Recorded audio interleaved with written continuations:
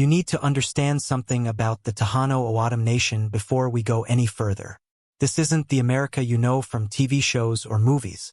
We're talking about a sovereign nation that stretches across southern Arizona into Mexico, covering over 4,400 square miles of Sonoran Desert. The laws here are different. The police enforce both federal statutes and traditional tribal law. And the things we deal with, they don't exist in any FBI manual or police academy textbook you've ever seen. If you've ever driven through southern Arizona, through the desert between Tucson and the Mexican border, through those long stretches where you don't see another car for an hour, leave a comment about what you felt out there. And if you haven't, hit that subscribe button because what I'm about to tell you will change how you think about the American Southwest forever. My name is Daniel Joaquin, but everyone calls me Danny. I'm a police officer with the Tohono O'odham Police Department, stationed in Sells, Arizona. I've been back on the nation for 8 months now, after spending 12 years with the Phoenix Police Department. I thought I knew law enforcement. I thought working gang units in South Phoenix, dealing with cartels and violent crime, had prepared me for anything a cop could face. I was completely wrong. The things I deal with now, they don't have case numbers in the FBI database. They don't appear in criminal justice textbooks. And when you radio for backup, you better pray your sergeant understands what you're actually reporting, because the nearest federal agent is 2 hours away and they definitely won't believe what you're telling them. My father died when I was 5. Heart attack, sudden and brutal, left my mother alone with 3 kids. She moved us off the reservation to Phoenix, wanting to give us opportunities, wanting us to have a better life than what she'd grown up with. We lived in a small apartment in central Phoenix, and I grew up more Mexican-American than O'odham.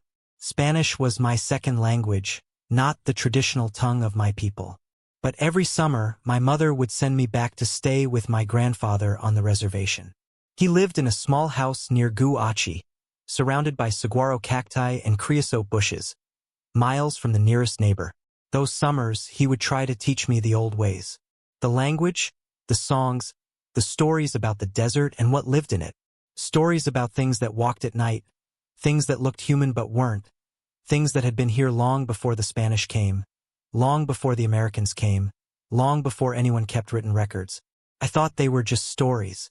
My grandfather would tell me about the jeweled lizard spirit, about the darkness that lived in certain canyons, about the importance of respecting the desert and its rules. I would nod politely and then go back to Phoenix and forget everything except the fun parts like riding horses and shooting cans with his old rifle. When I turned 21, I joined the Phoenix Police Department. I was good at the job, really good. Made detective by 32, worked major crimes, put away drug dealers and murderers and built a reputation as someone who closed cases. My mother was proud. My grandfather, I think he was disappointed, though he never said it directly.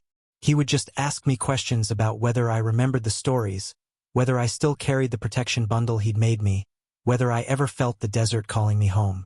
Then my grandfather got sick. Diabetes complications, kidney failure, the same thing that takes so many of our elders. The doctors said he had maybe 6 months. I started making the drive from Phoenix to Sells every weekend, sitting with him, listening to him talk. And for the first time since I was a kid, I actually listened. He told me stories I'd forgotten or never fully understood. About the night walkers who steal voices. About the old ones who guard certain places in the desert. About the darkness that seeps up from the ground during certain times of the year.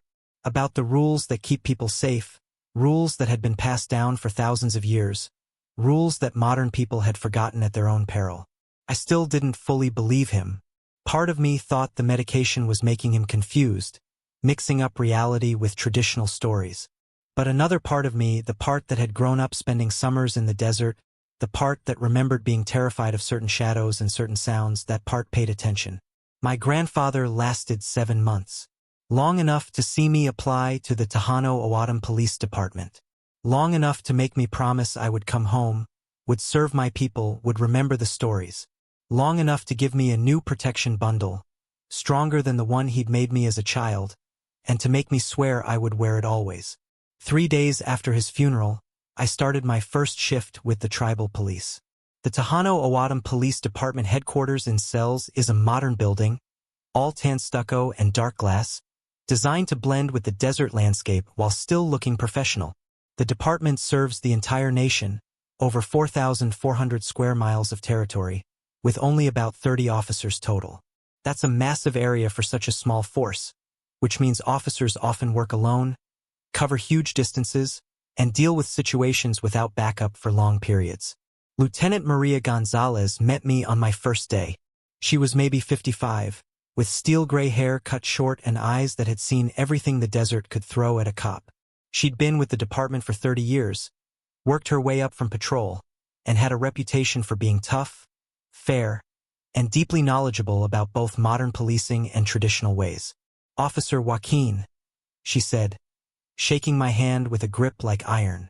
"Welcome home. Your grandfather spoke highly of you, said you were finally ready to come back and learn what you needed to learn." I appreciated the sentiment even though it stung a little. Seemed like everyone knew I'd been running from something I didn't understand. "Thank you, Lieutenant. Call me Maria when it's just us talking. The formality is for the brass and the tribal council, not for everyday work." She gestured for me to follow her into the building. "You worked 12 years in Phoenix, made detective, worked gang crimes and major cases. That's good experience. You've seen violence, you know how to work investigations, you understand how to process crime scenes. But this isn't Phoenix, Danny. The violence here, sometimes it operates under different rules. Sometimes the investigations require different approaches." I must have looked skeptical because she smiled slightly. "You don't believe me yet. That's fine. Your grandfather told me you'd need to see things for yourself. But I need you to promise me something. When you encounter something that doesn't make sense, something your Phoenix training can't explain, you'll keep an open mind and you'll follow the protocols we have in place." "What protocols?" She pulled a laminated card from her desk drawer and handed it to me. 8 rules, typed in both English and O'odham. 1. Never drive alone on Highway 86 between mile markers 30 and 45 after midnight, especially during the dark moon. 2. If you see someone walking on a remote road at night and they have no visible vehicle nearby, do not offer them a ride. Call it in and observe from a distance. 3. If you hear someone calling your name from the desert at night, never respond and never go looking for the source. 4. Certain canyons and areas are off-limits after dark. A list is attached. Do not enter these areas alone and do not enter them at all during the dark moon. 5. If you encounter someone whose shadow doesn't match their movements, disengage immediately and call for backup. 6. Corpse dust, gray powder arranged in patterns, means someone has been marked. Call a medicine person immediately. 7. If an animal behaves too intelligently or watches you too intently, maintain distance and report it. 8. Always wear your protection bundle. It's not optional. I read through the list twice, then looked at Maria. These are traditional beliefs. Folklore. We're law enforcement. We deal with evidence and facts. Her expression hardened. "You spent 12 years in Phoenix learning to think like a city cop. That's useful, but it's not enough here. These protocols were written after we lost 3 officers between 1998 and 2005. They're not suggestions, they're not cultural sensitivity guidelines, they're survival instructions. Officers died because they didn't follow these rules.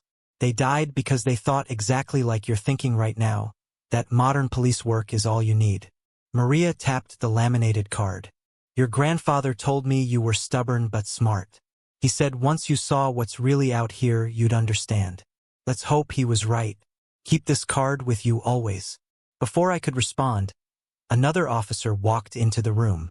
He was younger than me, maybe 30, with the build of someone who'd grown up doing hard physical labor in the desert heat. His uniform was crisp, his expression friendly but cautious. "Danny, this is Officer Marcus Pablo. He'll be your training partner for the first month while you learn the territory and our procedures." Maria nodded to both of us. "Marcus, show him around and brief him on the Babakaveri situation." After Maria left, Marcus shook my hand. "Heard you worked Phoenix PD for a long time. That's impressive. Must be a big change coming back here." "It's different," I admitted. "Quieter. More space. Different kind of problems." Marcus gestured to the protocol card Maria had given me. "She give you the speech about the traditional rules?" "Yeah." "She did. You follow these?" His expression became guarded. Every single one of them. Because I want to stay alive and because I've seen what happens when people don't. You grew up coming here, right? Spent summers with your grandfather? When I was a kid, yeah. But I've been gone a long time. Forgot most of what he tried to teach me. Marcus pulled out his phone and showed me a photo. It depicted a road at night, the pavement illuminated by headlights, and standing in the middle of the road was a figure. Human-shaped, but the proportions were wrong. Too tall, too thin, and the way it was standing didn't look natural. The shadow it cast didn't match its position relative to the vehicle's lights. I took this photo myself 4 months ago, Marcus said quietly. Highway 86, about 2 a.m., mile marker 38. That's inside the restricted zone from the protocols. I was responding to a report of a stranded motorist. Found this instead. What is it? Someone in costume? Digital manipulation? I watched it for 10 minutes before backup arrived. It never moved. Just stood there watching my vehicle. When backup got there, Officer Tomas Ruiz, we both approached with our weapons drawn. When we got within maybe 50 feet, it turned and walked off the road into the desert. Didn't run, just walked. But it moved wrong, like its joints bent in ways that human joints don't bend. And its shadow, you can see in the photo, the shadow doesn't match. I examined the photo more carefully. He was right. The figure was facing the camera, but its shadow extended to the side as if it was facing a completely different direction. What did you do? We didn't follow it. Protocol 5 says if you encounter someone whose shadow doesn't match their movements, you disengage immediately. So that's what we did. We got back in our vehicles and we left. The next day we came back with a medicine man, and he performed a cleansing ceremony for that stretch of road. And your lieutenant believed you? Maria was one of the responding backup officers the first time this happened to someone else, back in 2004. She's the one who helped write these protocols. She doesn't just believe us. She requires us to follow the rules because she knows what happens when we don't. Marcus put his phone away. Look, I get that you spent a long time in the city learning to think like cops think everywhere else. Evidence, facts, things you can prove in court. But out here, some things are just reality. The question isn't whether you believe, it's whether you're smart enough to survive while you learn. Before I could respond, the radio crackled to life. All units, we have a welfare check requested at a residence near Via Chin. Caller reports an elderly resident, Thomas Silva, hasn't been seen in 5 days. Family can't reach him by phone and his vehicle is still at his home. Marcus grabbed the radio. Unit 7 responding. ETA 30 minutes. Copy Unit 7. Be advised, caller also reports unusual activity around the residence. Strange lights in the desert at night, and tracks around the property that the family says aren't normal. Marcus and I exchanged looks. What kind of tracks? He asked. Caller described them as starting human and becoming something else. Multiple sets, circling the residence. I saw Marcus's jaw tighten. Copy that. We're en route. As we headed to the patrol vehicle, a white SUV with tribal police markings, I asked the tracks that changed, that's in the protocols too, right? Protocol 7. If an animal behaves too intelligently or if you find tracks that suggest something's not right, you report it and you approach with extreme caution. Tracks that change from human to animal, that's a sign of a night walker. A what? You're O'odham, Danny. You must have heard the stories. The people who break the deepest taboos, who practice the darkest medicine, they can take animal forms. Walk as coyotes or wolves or owls. They're not shapeshifters like in the movies, it's darker than that. They break themselves spiritually, separate themselves from harmony, and in exchange they gain power. The power to change, to curse, to kill from a distance. That's mythology. Folklore. Maybe. But those tracks at Thomas Silva's place, they're real. The lights the family saw, those are real. And if someone's been using dark medicine against an old man, we need to take it seriously whether you believe in the supernatural or not. The drive to Via Chin took us west on Highway 86, then south on a dirt road that wound through classic Sonoran desert landscape. Saguaro cacti rising like sentinels, Palo Verde trees providing sparse shade, mountains in the distance hazy with heat even though it was October. The afternoon sun was still hot, probably 90 degrees, but I knew once it set the temperature would drop 40 degrees by midnight. Thomas Silva's home was a small hut house, the standard concrete block construction you see all over the reservation, painted tan to blend with the desert. A rusty pickup truck from the early 2000s sat in the dirt driveway, and a small ramada made of mesquite poles provided shade near the front door. Everything looked normal, quiet, peaceful, except for the tracks.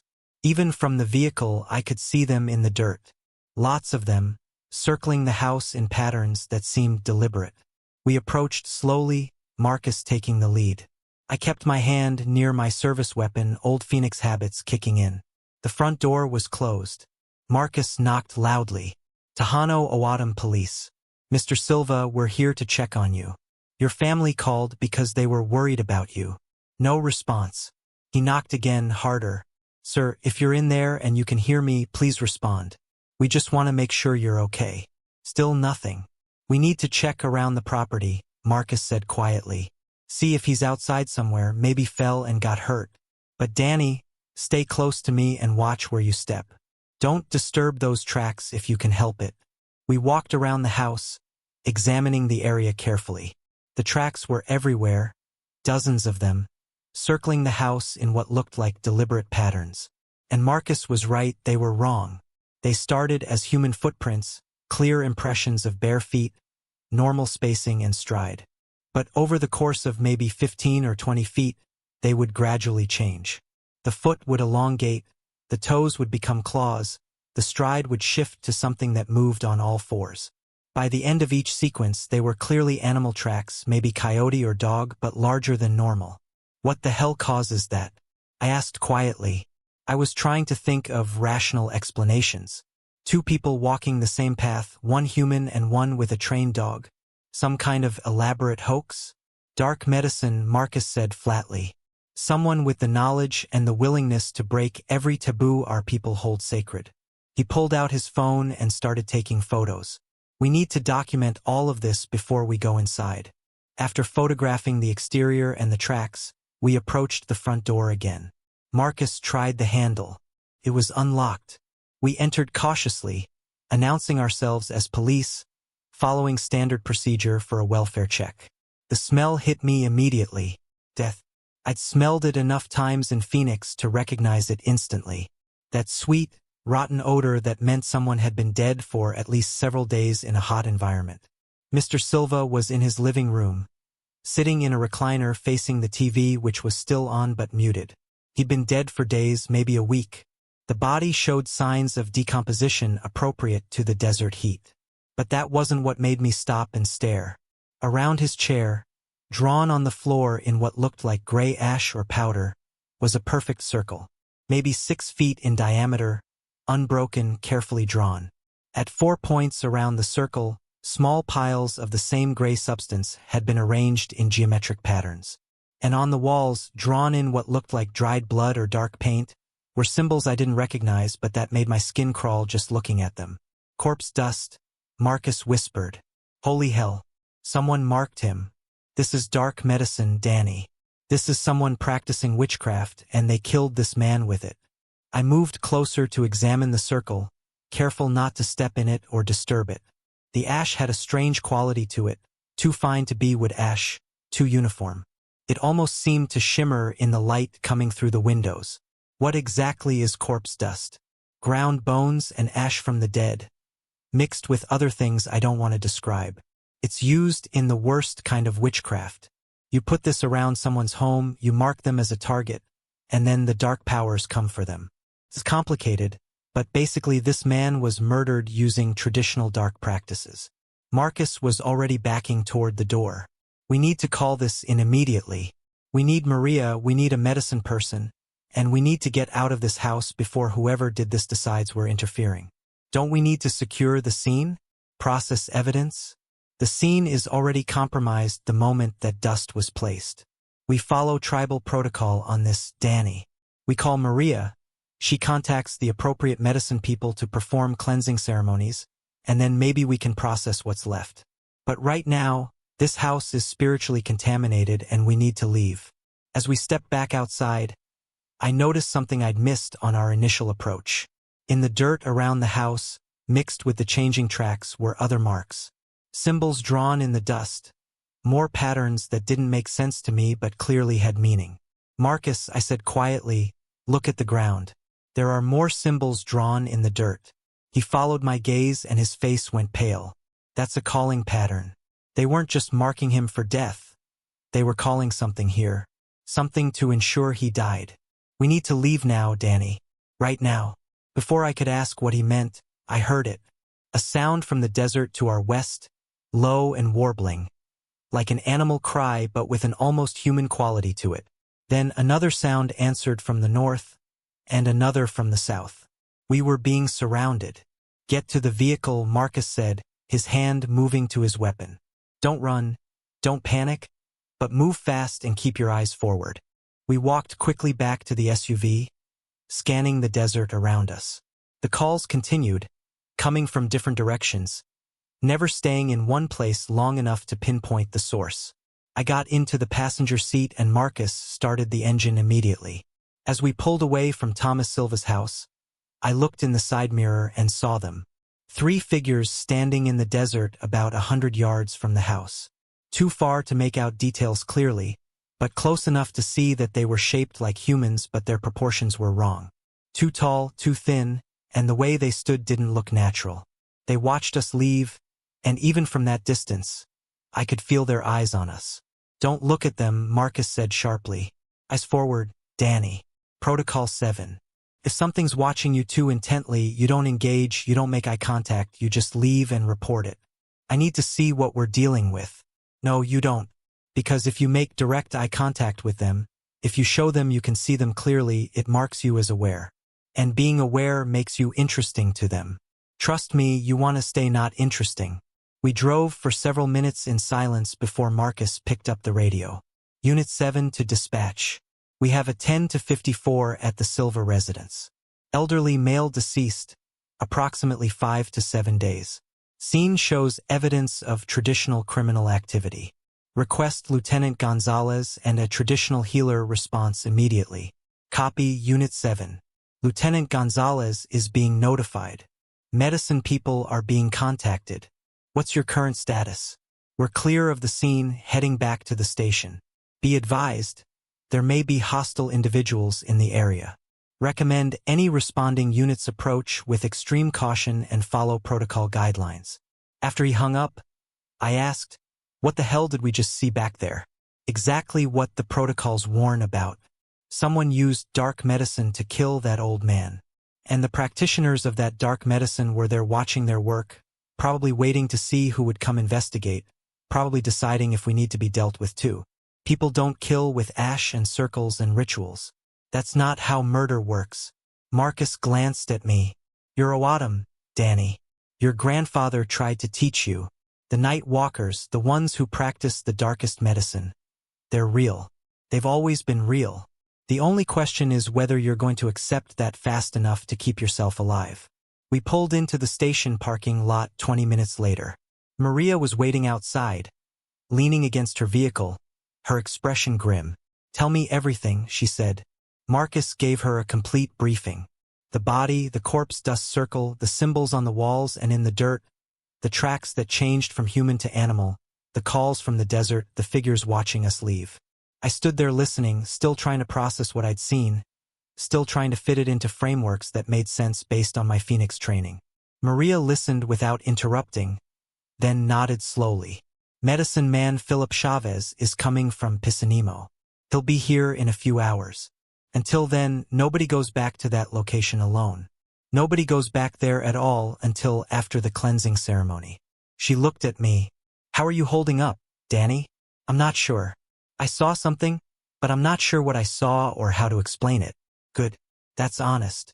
Most new officers try to rationalize everything or deny what they saw." Maria pulled out a protocol card identical to the one she'd given me earlier. "Your grandfather told me something before he died. He said you had the gift, the ability to sense things others can't. He said you'd shut it down when you were young, closed yourself off from the traditional ways because you were angry about your father's death. But he said the gift doesn't leave you just because you ignore it. I don't remember having any gift.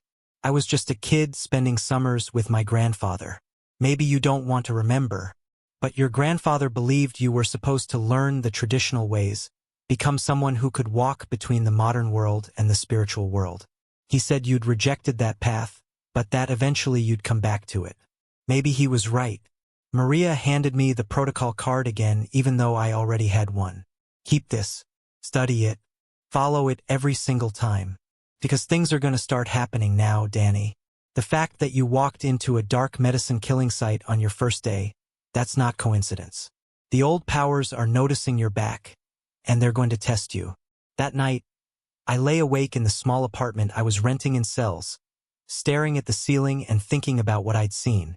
The figures in the desert, the tracks that changed from human to animal, the circle of ash that seemed to radiate malevolence. My grandfather's voice echoed in my memory, all those summer nights when he'd tell me stories, warnings about the night walkers who broke taboos for power, the darkness that lived in certain places, the importance of staying in balance, walking the right path, respecting the desert and its rules. I dismissed all of it as old superstition, primitive beliefs that modern educated people didn't need. But I'd also seen what I'd seen. And unless I was experiencing some kind of psychotic break, which seemed unlikely, there was something out there in the desert that didn't fit into the frameworks I'd learned in Phoenix. My phone buzzed with a text from Marcus. First day always rough. Gets worse before it gets better. Follow the protocols. They work. Trust your grandfather's teachings even if you don't think you remember them. I looked at the laminated protocol card sitting on my nightstand. 8 rules that sounded like folklore but were apparently survival instructions written in blood after officers died. Outside, somewhere in the dark desert, something made a sound. Not quite a coyote howl, not quite human, but something in between. I sat up immediately, my heart pounding. Then I heard it again, closer this time. It sounded like it was right outside my window. Then I heard my name, Danny. My grandfather's voice, weak and tired like it had sounded during those final days. Danny, I'm lost out here. I need help. Come out and help me find my way. My grandfather had been dead for 3 months. Whatever was outside my apartment, it wasn't him. Protocol 3 said if you hear someone calling your name from the desert at night, never respond and never go looking for the source. I sat frozen in my bed, barely breathing, as my dead grandfather's voice called my name over and over, getting more desperate, more frightened, more convincing. Every instinct screamed at me to go outside, to help him, to do something. But I remembered the figures in the desert, the way they'd watched us, the wrongness of their proportions. So I sat in the darkness of my apartment with every light off, not wanting whatever was outside to know I was awake, listening to something wearing my grandfather's voice like a costume, calling my name into the desert night. Welcome to Tohono O'odham Policing, where the rules you learned in the academy won't save you, and the only thing between you and what lives in the darkness is knowledge passed down through 1,000 generations. I didn't sleep that night. I sat on my bed with my service weapon on the nightstand, listening to the thing outside cycle through voices. My grandfather, my father who'd been dead for 25 years, even my own voice calling to myself from the darkness, telling me to come outside, that I was needed, that someone was hurt, that I had to respond immediately. By the time the sun rose, the voices had stopped. I checked outside cautiously, moving the curtain just enough to see out. Nothing. No tracks in the dirt around my apartment building. No signs anyone or anything had been there. Just the desert, peaceful and empty in the early morning light. I showed up for my shift looking like hell. Marcus took one look at me and handed me coffee without comment. It visited you last night, didn't it? He said quietly. Something was outside using voices. Yeah. My grandfather, my father, even my own voice. Protocol 3 says never respond, so I didn't. But it was hard. Really hard not to go outside. Marcus nodded. That means they know who you are now. They've marked you as someone worth testing. You did exactly the right thing by not responding. If you'd opened that door, best case scenario, you'd wake up 3 days later in the desert with no memory of what happened. Worst case, you'd become one of them or just disappear completely. He pulled up a file on the computer. Want to see something that'll really mess with your perspective? Check this out. He showed me missing person reports, dozens of them going back decades. All from the Tohono O'odham Nation, mostly concentrated around certain areas. Ages ranging from teenagers to elderly. No obvious pattern in gender or background or lifestyle. But one thing connected them all. Each disappearance happened during the dark moon phase, and each person was last seen driving alone on remote roads after dark. Protocol 1, I said. Never drive alone on Highway 86 between certain mile markers after midnight, especially during dark moon. Exactly. That highway and several other roads cut through territory that's always been considered dangerous, spiritually speaking. Places where the old darkness is strong. During the dark moon, when it's completely black out there, those roads become hunting grounds. For what? For all of them. The night walkers, the wandering spirits, things that don't have names in English. During the dark moon, when there's no light at all, they're most active. And those roads, the long empty stretches through pure desert, they take people. They just take them, and those people are never seen again. Maria entered the break room looking tired. Medicine Man Chavez completed the cleansing ceremony at the Silva property at dawn. The scene is clear for processing now. Get your gear, we're all going back. The scene looked different in daylight. The house, the truck, the desert landscape, all mundane and ordinary under the bright October sun. But the feeling was different. The oppressive weight I'd felt yesterday was gone, replaced by something cleaner, lighter. Medicine Man Chavez was still there, an elderly man who looked to be in his 70s with long gray hair tied back and traditional clothing. He stood near the house, singing softly in O'odham, occasionally sprinkling something from a leather pouch. The cleansing is complete, he said in heavily accented English. But the evil that was here, it's still out there. Whoever did this, they're skilled in dark medicine. Very skilled. And very dangerous. Can you tell us anything about them? Maria asked respectfully. He studied the ground for a long moment, then looked up. 3 of them, working together. 2 men, 1 woman. All young, maybe 30 years old. Strong in dark power but unbalanced. Angry. Full of hate. Very dangerous combination. 3, I said, remembering the figures Marcus and I had seen in the desert. We saw 3 yesterday watching us leave. Then they saw you too. You're marked now, all of you. They'll be watching to see what you do, how much you know, whether you're a threat or potential prey. Chavez looked directly at me. Especially you, grandson of Victor Joaquin. He told me you were coming back, told me you'd need guidance. You knew my grandfather? Of course. He was a powerful medicine man before he got sick. He tried to teach you the old ways, but you weren't ready to learn. Now you're back and the darkness knows it. They'll test you, try to corrupt you, try to recruit you to their side. And if they can't recruit you, they'll try to kill you. I'm not interested in joining any dark medicine practitioners. No, but they don't know that yet. They see someone with your grandfather's blood. Someone with the gift even if you've ignored it. That makes you valuable or dangerous depending on their perspective. Chavez pulled something from his pouch, a small bundle wrapped in red cloth. Your grandfather was making this before he died. He asked me to finish it and give it to you when you came back. This protection medicine, stronger than what most people carry. Wear it always, especially at night. I took the bundle. It was warm, like it had been sitting in sunlight, and smelled of sage and other herbs I couldn't identify. Thank you. Thank your grandfather. He's still protecting you even from the other side. And Danny, listen to the protocols. Every single one. They're not just rules. They're the wisdom of people who've survived this land for thousands of years. After Chavez left, we processed the scene. Thomas Silva had died of what appeared to be natural causes, probably a heart attack, but the medical examiner would make the official determination.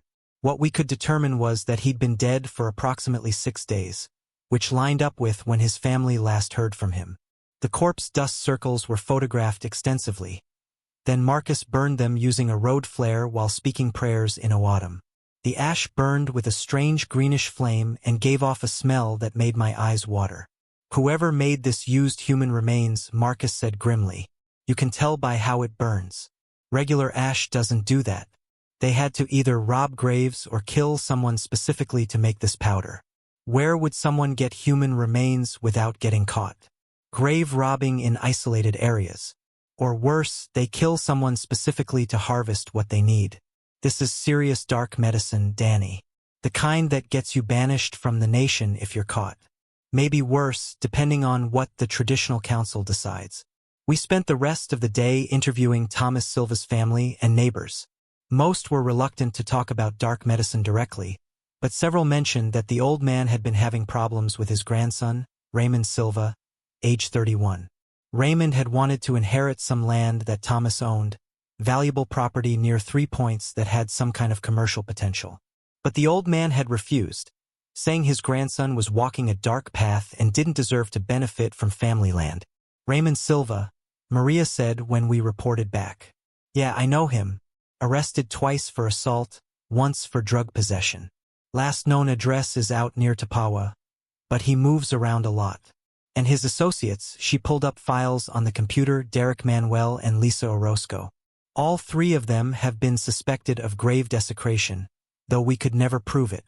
They run together, cause trouble together, and the elders have been warning about them for years. 3 suspects, I said. 3 figures in the desert. Could be them. Maria printed out their information and addresses. We'll bring them in for questioning, but carefully. If they really are practicing dark medicine, confronting them directly could be dangerous. We need to follow protocol. That evening, Marcus and I drove out to Raymond Silva's last known address, a rundown trailer near Tapawa about 20 miles west of Cells. The sun was setting, painting the desert in shades of orange and purple. Beautiful and peaceful, but I felt uneasy. We're cutting this close to dark, Marcus said, checking his watch. If he's not here, we come back tomorrow during full daylight. Agreed? Agreed. The trailer looked abandoned. Windows broken, door hanging open, trash scattered around the property. We approached cautiously, announcing ourselves as police. Inside, the trailer was empty of furniture but not of activity. Someone had been using it recently. There were fresh footprints in the dust, empty food containers, and in the back bedroom, something that made my blood run cold. A workbench had been set up with tools and materials. Grinding stones still covered in gray powder. Small clay jars filled with ash. And on the wall, drawn in what looked like dried blood, were symbols that made my skin crawl just looking at them. The same symbols I'd seen at Thomas Silva's house. This is where they make the corpse dust, Marcus said quietly. This is their workshop. We need to document this, get forensics out here, but not tonight. We document what we can right now, then we leave and come back tomorrow with backup and a medicine person. He was already taking photos with his phone. But we need to move fast because if they come back while we're here, we're in serious trouble. Continue. The sound started before he finished speaking. That same warbling cry I'd heard at Thomas Silva's house, coming from multiple directions around the trailer. We were being surrounded again. Out now, Marcus said, heading for the door. Move fast. We made it to the patrol vehicle just as 3 figures emerged from the desert around us. In the dying light, I could see them more clearly than I wanted to. They looked human, young O'odham people wearing jeans and t-shirts. But the way they moved was wrong.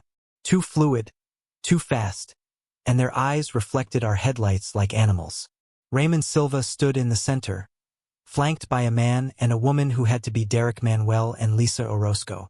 They didn't approach the vehicle, just stood there about 50 feet away watching us. Then Raymond smiled and spoke in a voice that carried clearly across the distance, even though he couldn't possibly be speaking loud enough for us to hear. Officer Joaquin, welcome home. Your grandfather sends his regards. Tell him we appreciate all the knowledge he refused to share with us. My blood turned to ice. Marcus hit the gas and we fishtailed out of there, kicking up a rooster tail of dust. In the rearview mirror, I saw all 3 figures watching us leave. They didn't chase, they didn't need to. They delivered their message. How did they know we'd come tonight? I asked. They're night walkers, Danny. They can sense things normal people can't. Feel things, know things. They probably knew the moment we started investigating Thomas Silva's death that we'd eventually come looking for them. Marcus was driving fast but controlled, his hands tight on the wheel. And now they know we know what they are. Which means they have to make a decision, try to scare us off or eliminate us before we can stop them. We're police. We have the law on our side. The law? Marcus laughed, but there was no humor in it. Brother, these people don't care about the law. Tribal law, federal law, state law, none of it matters to them. They've broken the biggest taboos in our culture. They've embraced dark medicine and killed people with it. They're already considered dead by traditional standards. The only question is whether they take us with them before the community deals with them. We reported back to Maria, who immediately called a meeting with tribal council leadership and several medicine people, including Philip Chavez. I wasn't invited to the actual meeting, too new, too much of an outsider despite being O'odham. But Marcus filled me in afterward. They're organizing a traditional response, he said. A group of medicine people will perform protection ceremonies for everyone involved in the investigation. They're authorizing us to move forward with arrests, but only during daylight hours and only with backup. No solo operations, no nighttime raids. That gives them free rein after dark. That keeps us alive. There's a reason these protocols exist, Danny. Night walkers are strongest after dark, especially during the dark moon. We don't have an advantage then, so we don't fight them then. When's the next dark moon? For days. I spent those 4 days learning more than I ever wanted to know about dark medicine and night walkers. Philip Chavez came to the station and gave us a briefing that felt more like a horror story than police training. They are people who have killed someone close to them to gain power, he explained. This act breaks them spiritually, separates them from harmony and balance. In exchange, they gain the ability to wear animal skins and take that animal's form. Coyote is most common, but also wolf, owl, mountain lion. They actually transform? I asked. Yes and no. Their physical body changes, but it's never quite right. There's always something off. The eyes, the movement, the proportions, the smell. Animals know instinctively that they're wrong and will flee from them. Humans with awareness can tell too if they know what to look for. The 3 suspects, Raymond Silva, Derek Manuel, Lisa Orozco, are they all night walkers? Yes. Very unusual for them to work together like this. Usually practitioners of dark medicine are solitary or work in pairs at most. 3 together means they're planning something significant, something that requires combined power. Like what? Like recruiting more to their cause. Like creating a larger group. Your grandfather told me Raymond approached him years ago, tried to get him to teach the dark medicine. Your grandfather refused and warned the family. That's why Raymond hated him so much. Now Raymond's trying to expand his circle, find others who are angry or desperate enough to break the ultimate taboos. And killing his own grandfather was what? A demonstration? A sacrifice? The old man had spiritual protection, blessed land. Raymond couldn't claim that land while Thomas Silva lived. But with his grandfather dead and the protection broken through dark medicine, now Raymond can take it, use it for his purposes. What purposes? That's what we need to find out. But nothing good comes from night walkers gathering in groups. Nothing good at all. The day before the dark moon, we attempted to arrest all 3 suspects. But when we arrived at their known locations with backup and proper precautions, they were gone. Raymond's trailer near Tapawa, empty. Derek's mother's house in Cells, empty. Lisa's boyfriend's place in Tucson, empty. They'd known we were coming and had scattered. They'll surface again during the dark moon, Maria said. That's when they're strongest, when they'll feel confident enough to move openly. Until then, everyone stays alert. No one travels alone. No one goes out after dark unless absolutely necessary, and everyone wears protection medicine. She distributed bundles like the one Chavez had given me. These have been blessed by 4 different medicine people. They're not a guarantee, but they help. Stay together, stay safe, and trust your instincts. If something feels wrong, it probably is. That night, the night before the dark moon, I lay in my apartment with every light on, the protection bundle around my neck, my service weapon close at hand. The rational part of my brain, the part trained by Phoenix PD, kept insisting this was insane. I was a police officer afraid of 3 people who believed they could turn into animals. But the part of me that had grown up spending summers in the desert, that had listened to my grandfather's stories, that had seen those figures moving wrong in the twilight, that part knew better. Around midnight, I heard scratching at my door, then at the windows, then on the roof. like something with claws was circling my apartment, testing for weak points. Then the voices came, my own voice calling from outside. Danny, let me in. I forgot my keys. Danny, it's cold out here. Please open the door. The scratching intensified, and whatever was out there was getting agitated that I wasn't responding. Danny, your grandfather is here with me. He wants to see you. He says it's important. Let us in. I sat frozen on my bed, gripping my weapon, reminding myself that whatever was outside was not me, was not my grandfather, was not anything I wanted inside my home. The scratching suddenly stopped. Complete silence. Then something massive hit my door with enough force to shake the entire apartment. The lights flickered. Another impact. Then another. Like something huge was trying to break through. I grabbed my phone and called Marcus. He answered immediately. It's outside my place, I said, trying to keep my voice steady. Something big trying to break in. I'm 5 minutes away. Stay inside. Don't open the door for anything. Don't engage. Just stay inside. The impacts continued, each one stronger. Through the window, I caught glimpses of something massive moving in the darkness. Too large to be a person, too large to be a coyote, something in between and wrong in every way. Then it spoke, and the voice was so loud it seemed to come from everywhere at once. You can't hide behind walls forever, grandson of Victor Joaquin. The dark moon comes tomorrow and will be waiting for you on Highway 86. Come alone or more people will die. One final impact that cracked the door frame. Then silence. Real silence with normal night sounds returning. Marcus arrived minutes later with 2 other officers. They searched the area around my apartment and found tracks. Lots of them. Some human, some animal, some that were neither and both. And gouges in my door where something with claws had tried to tear through. You need to move tonight, Marcus said. Get your stuff, crash at the station or at one of our houses. Somewhere with more people, more protection. They specifically mentioned Highway 86, the dark moon. They're planning something. Yeah, and they're trying to terrorize you beforehand. Make you scared, unstable, easier to manipulate. He helped me gather essentials.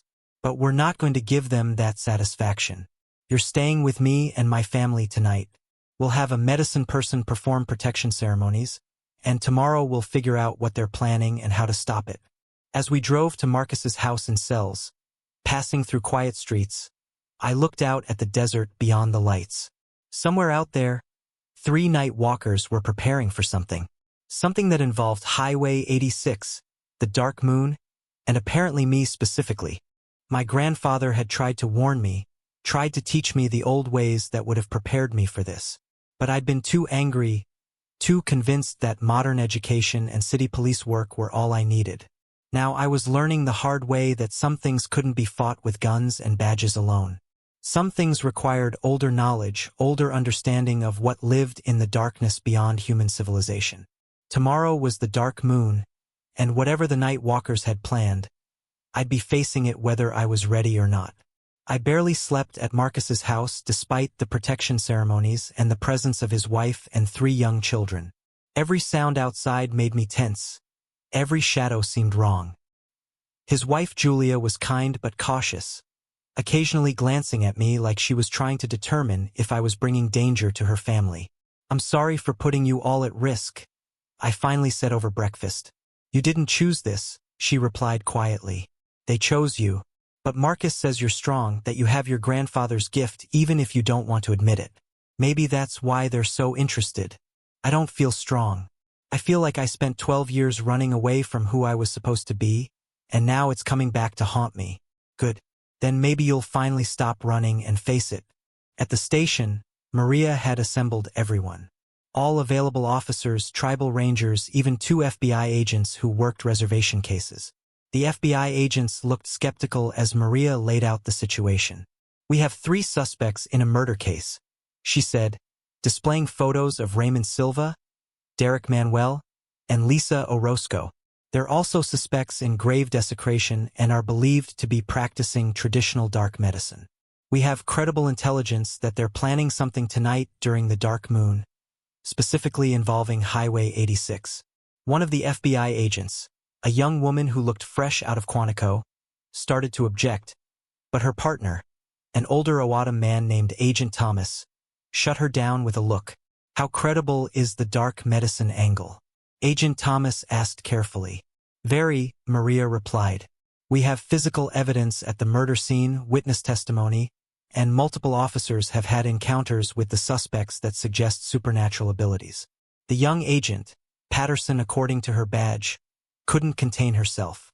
Supernatural? We're federal law enforcement, not paranormal investigators. Then you're welcome to leave, Maria said coldly. This is O'odham Nation jurisdiction. We invited you as a courtesy because the suspects may have crossed state lines. But we don't need your skepticism.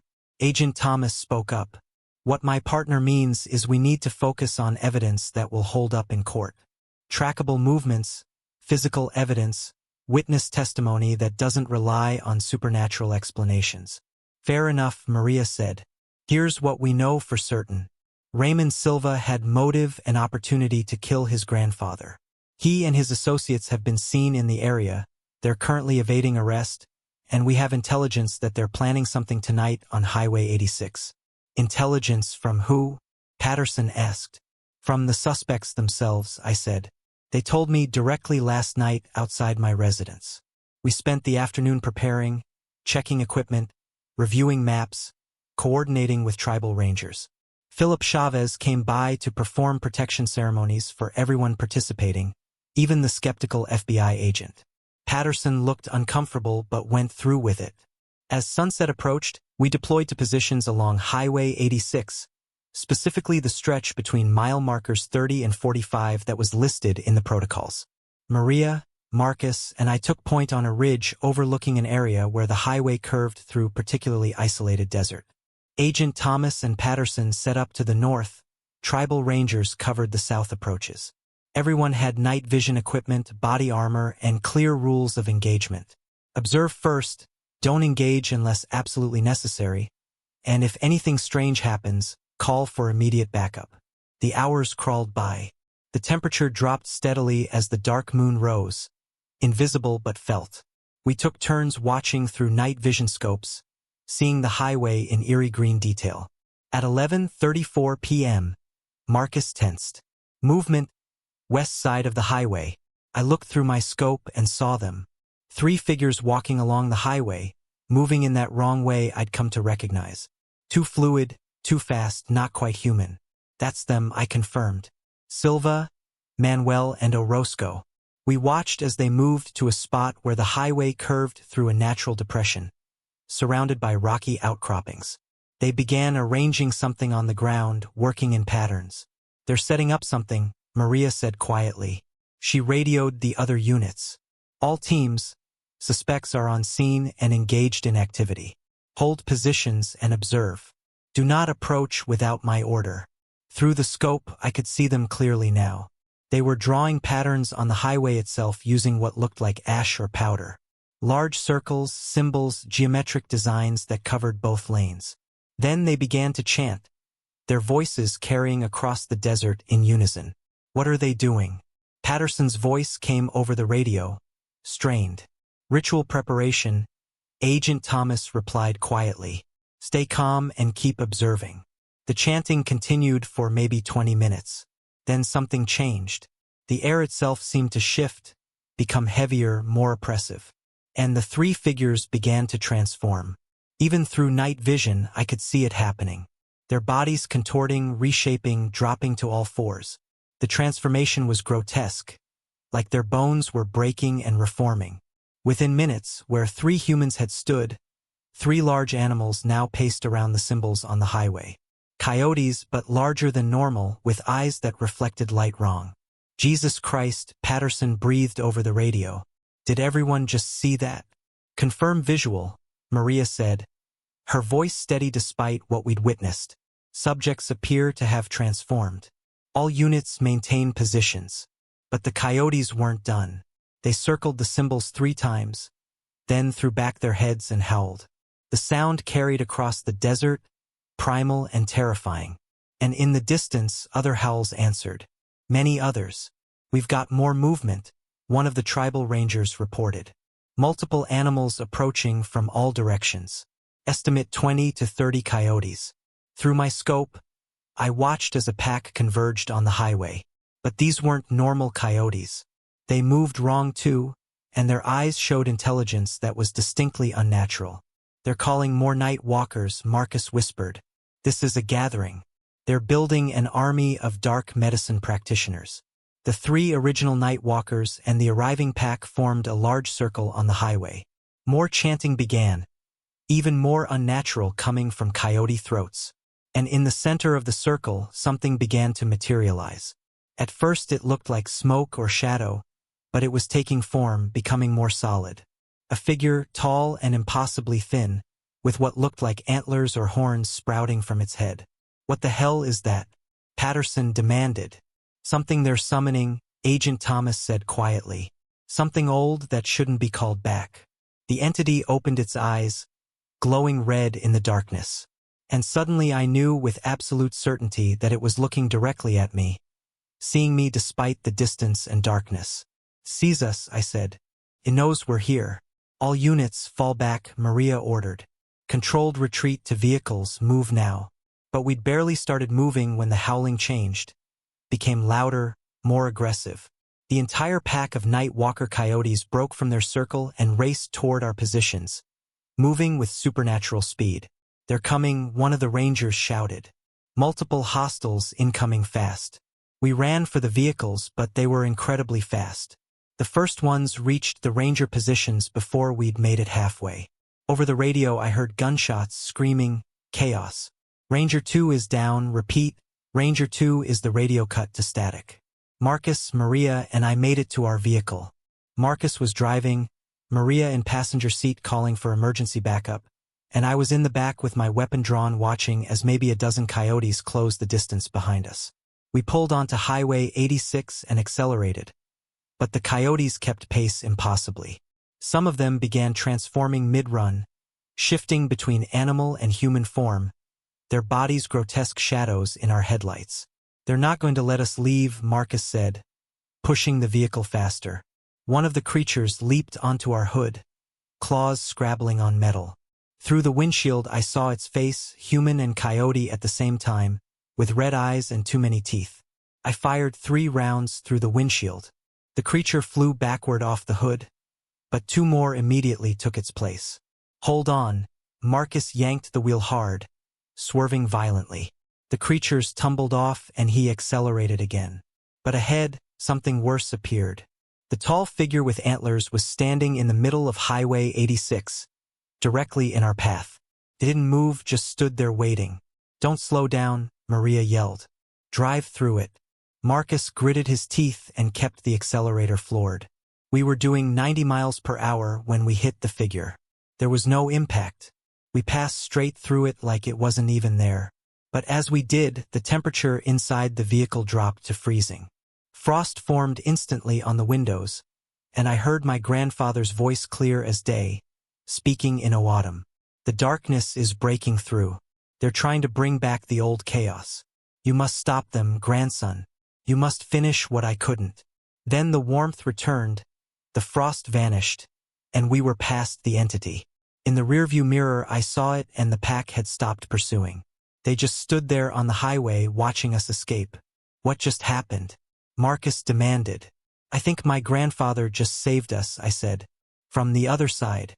We rendezvoused with Agent Thomas and Patterson 3 miles down the highway. They'd made it out with minor injuries. But of the 2 tribal rangers, only one had made it to his vehicle. The other, James Martinez, had been taken by the pack. "We need a full tactical response," Patterson said, all her skepticism gone.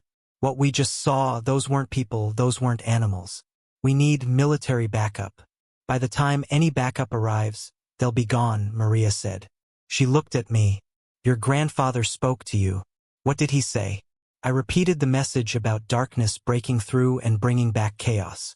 Philip Chavez's voice came over the radio. Someone had patched him into our frequency. "In our traditional cosmology, we believe in balance between order and chaos, light and darkness. If they're trying to break that balance, they're trying to unleash old chaos that was contained long ago." "How do we stop it?" Maria asked. "You must complete the ceremony they started. but with opposite intention. Balance against chaos, healing against harm. But it requires someone with traditional knowledge and spiritual strength, someone who can walk between worlds. Everyone looked at me. No, I said, I don't have that training. I rejected all of it. You have your grandfather's blood, Chavez said. And his knowledge is in you whether you acknowledge it or not. He spent your whole childhood preparing you.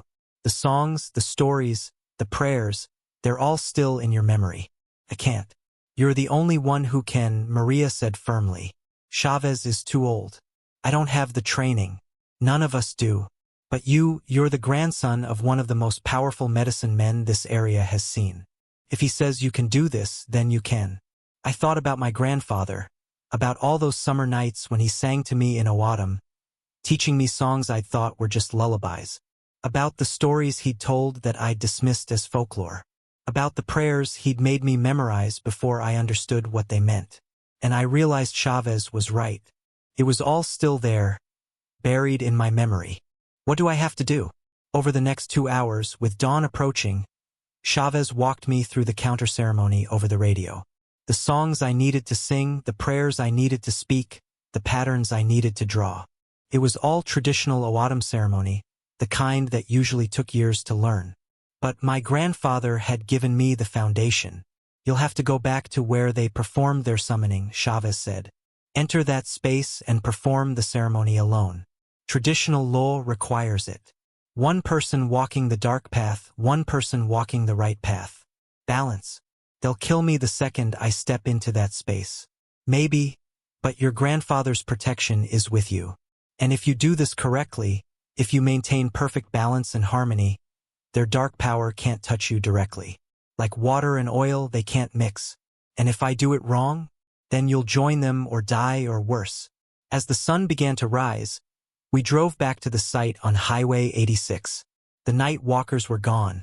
So was the summoned entity, but I could feel them nearby, watching, waiting. I got out of the vehicle alone, carrying only the protection bundle my grandfather had made and the knowledge he'd spent 18 summers drilling into me. Marcus, Maria, and the FBI agents stayed back, weapons ready, but they couldn't help me with this. I walked to the center of the patterns drawn on the highway. The ash still glowed faintly with malevolent power. And standing at the edges, waiting for me, were Raymond Silva, Derek Manuel, and Lisa Orozco, back in human form. Officer Joaquin, Raymond said, smiling with too many teeth. We've been waiting. Your grandfather was powerful, but he was old, stuck in outdated traditions. You could be so much more. Join us, learn real power, become what you were always meant to be. I took a deep breath and began to sing. The words came from somewhere deep inside, from those childhood summers. A healing song, a protection song, a song about balance and harmony and walking the right path. The night walker's smiles faltered. I sang louder, adding verses I didn't consciously remember knowing. With each verse, the malevolent glow faded from the ash patterns, replaced by clean light. Stop, Raymond snarled. You don't know what you're doing, you'll ruin everything. But I kept singing, and as I sang, I remembered everything. Every story, every prayer, every lesson about balance and harmony. I remembered who I was supposed to be. The darkness they'd summoned began to retreat, pulled back through whatever door they'd opened. The night walkers screamed, their forms flickering between human and animal as the power they'd stolen began to leave them. I sang until the sun fully rose, until the darkness was completely banished, until 3 young people stood before me, just human again, powerless and terrified. Freeze, hands up. Marcus and Maria rushed in, weapons drawn. The 3 didn't resist, they barely seemed conscious. As we led them out in handcuffs, Agent Thomas approached me. What you just did, I've never seen anything like it. My grandfather taught me, I said simply. I just finally learned to listen. The arrests made headlines. 3 people charged with murder, grave desecration, assault, and more. The media coverage varied. Reservation outlets reported it straight, including references to dark medicine. Outside media sanitized it, talking about a cult. I didn't care. We'd stopped them. The darkness was banished. Ranger Martinez, who'd been taken, We found him 2 days later wandering in the desert with no memory but otherwise unharmed. The case itself was complicated. Raymond, Derek, and Lisa claimed they couldn't remember anything. Medical examination showed malnutrition, dehydration, injuries consistent with transformation. They were victims as much as perpetrators. By tribal law, they should be banished, the prosecutor told me. By federal law, imprisoned. By medicine people's judgment, they need healing. What about Thomas Silva? He's still dead, his family still deserves justice. And they'll get it, but justice in O'odham tradition isn't just punishment. It's restoration of balance. These 3 will face consequences, but they'll also undergo traditional healing if they agree, try to bring them back to the right path. It wasn't the clean resolution I'd learned in Phoenix, but I was understanding that on the reservation, justice looked different, focused on healing communities rather than just punishing individuals. 6 months after that night, Maria called me into her office. The tribal council approved new training protocols, she said. Starting next year, all officers will receive formal training in traditional law and cultural practices. Not just a lecture, but ongoing education, working with medicine people, learning to recognize traditional crimes. It was your case that pushed it through. What happened with Raymond and his group proved we need officers who can operate in both worlds. The council wants you to help develop the curriculum. I'm not qualified to teach traditional knowledge. I'm still learning most of it myself, which makes you perfect. You know what officers need to know, practical application. You can bridge the gap. Maria leaned back. And there's something else. The FBI wants to create a specialized unit for reservation cases involving traditional crimes. O'odham Nation Police would take the lead with FBI support. Agent Thomas recommended you to head our side. I've been on the job 8 months. And you've accomplished more in those 8 months than most officers do in years. You stopped 3 night walkers from summoning something that could have threatened the entire region. You did it using traditional knowledge most people have forgotten. I thought about it. A specialized unit, training new officers, working cases most law enforcement didn't believe existed. It was far from Phoenix PD, but it felt right in a way city police work never had. All right, I said. I'll do it. Good, because we already have your first case. She pulled up a file. Disappearances along Highway 85 near the Mexican border. 5 people in 4 months, all young adults, all last seen at night. And they'd all been asking about night walkers before they vanished. That's incredibly stupid. Yes, but it's exactly the kind of case we need you for. That evening I drove out to my grandfather's old house. I'd been avoiding it, couldn't face the memories. But now I needed something from there. Inside, everything was exactly as he'd left it. His tools, his medicine bundles, his books written in both O'odham and English. I found what I was looking for in his bedroom. A wooden box he'd always kept locked. He'd left the key with Chavez, who'd given it to me with instructions not to open it until I was ready. Inside were journals, dozens of them going back 50 years. My grandfather's records of every ceremony, every case, every encounter he'd documented. An encyclopedia of traditional knowledge in his careful handwriting. On top was a letter addressed to me. My grandson, if you're reading this, I am gone and you have finally opened your eyes. I'm sorry I couldn't teach you everything. I'm sorry your anger kept you from learning when you were young. But I always knew you'd find your way back. You are the bridge, Danny. Between old and new, between traditional and modern, between the world people see and the world beneath. This is not an easy path. You will see frightening things, face darkness most never know exists. You will be alone sometimes, caught between worlds, belonging fully to neither. But you will also save lives, restore balance, help people who have nowhere else to turn. These journals contain everything I learned in 70 years. Study them, use them, add your own knowledge, then pass them on. Walk in balance, my grandson. I am proud of you. I was always proud, even when you ran, because I knew you'd come home. Your grandfather. I sat on his floor and cried for the first time since he died. Not just from grief, but from understanding. He'd known I would reject the teachings, leave, try to become someone else. And he loved me anyway, prepared me anyway, trusted I'd find my way back. When I stopped crying, I loaded the journals into my truck. They would form the foundation of the training program. Combined with modern procedures and FBI resources, we could create something unique, a law enforcement approach that honored both worlds. Later that night, sitting in my new apartment, I began reading his earliest journals. Entries from 1976 detailed cases remarkably similar to what I was dealing with. Night walkers, dark medicine disappearances, the same patterns repeating across generations. But he'd also documented solutions. Ceremonies that worked, protocols that kept people safe, traditional knowledge that could be combined with modern police work. My phone rang. "Marcus, you need to see this. News report just came in. Another disappearance on Highway 85. Young man, 25, last seen at a gas station near 3 points 2 hours ago. Car found abandoned near the border. And Danny, there were tracks around the car. The kind that change. I'll be there in 20 minutes. As I grabbed my gear, I touched the protection bundle around my neck.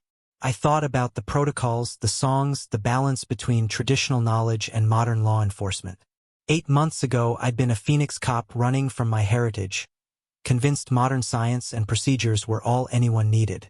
Now I was an O'odham Nation police officer heading into the desert to track something most people didn't believe existed. My grandfather had been right. This wasn't an easy path. But it was my path. The one I'd been trained for since childhood. The highway stretched ahead into darkness, lit only by my headlights and stars. Somewhere out there, someone was in danger. Something was hunting. And I was one of the few with the knowledge to do something about it. I thought about my grandfather's letter. Walk in balance. I was trying. Every day I was trying. The radio crackled with Marcus's voice. "Danny, we've got something. Fresh tracks leading from the vehicle into the desert." And he paused. "We can hear sounds. Multiple sources moving in the same direction as the tracks." "I'm 5 minutes out," I said. "Nobody follows those tracks until I get there. Make sure everyone's wearing protection medicine." "Already done." We learned from last time. As I pushed the accelerator harder, racing toward another case existing in the space between worlds, I felt my grandfather's presence. Not literally, but his teachings, his knowledge, his preparation of me for exactly this life. The Tohono O'odham Nation stretched around me in darkness. Over 4,400 square miles of sacred land, ancient power, and mysteries that predated America by thousands of years. Most cops would never understand it. Most people would never believe it. But I understood. I believed.